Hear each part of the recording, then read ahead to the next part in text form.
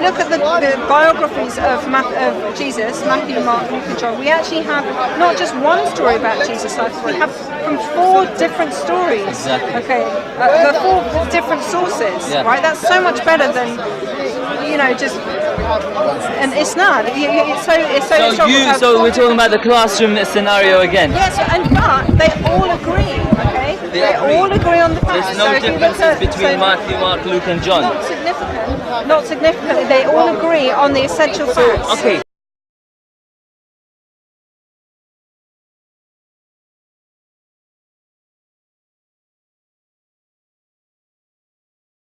Simply read Mark's account of Jesus' death and then read John's account of Jesus' death and make a list of everything that happens in both and compare your lists.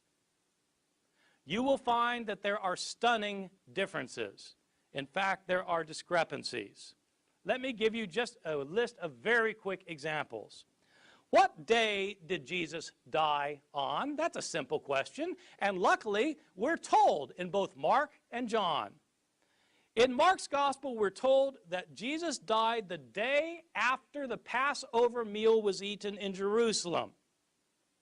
John tells us explicitly, chapter 19, verse 14, that Jesus died the day before the Passover meal was eaten, on the day of preparation for the Passover. That's different. He couldn't die both days. What about the time?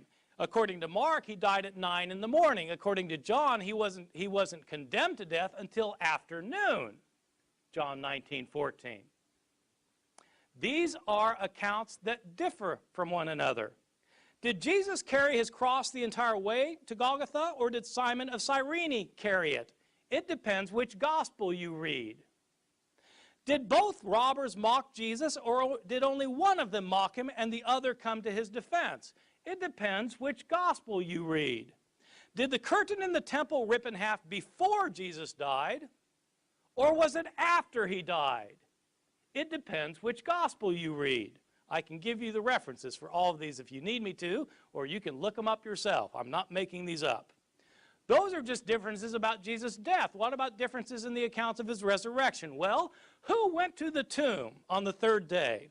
Did Mary Magdalene go alone, or did Mary go with other women? Depends which gospel you read. If with other women, how many of them were there? What were their names? And which ones were they? It depends which gospels you read.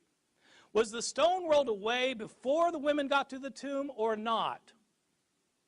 What did they see in the tomb? Did they see a man? Did they see 2 men? Or did they see an angel? Depends which gospel you read. What were they told to tell the disciples? Were the disciples supposed to stay in Jerusalem to see Jesus, or were they supposed to go to Galilee? Depends which gospel you read. Did the women tell anybody, or were they silent about it? Depends which gospel you read. Did the disciples ever leave Jerusalem? Or did they never leave, or did they leave and go to Galilee? Depends which gospel you read. My conclusion, these are not reliable historical accounts. There are too many discrepancies. The accounts are based on oral traditions that have been in circulation for decades,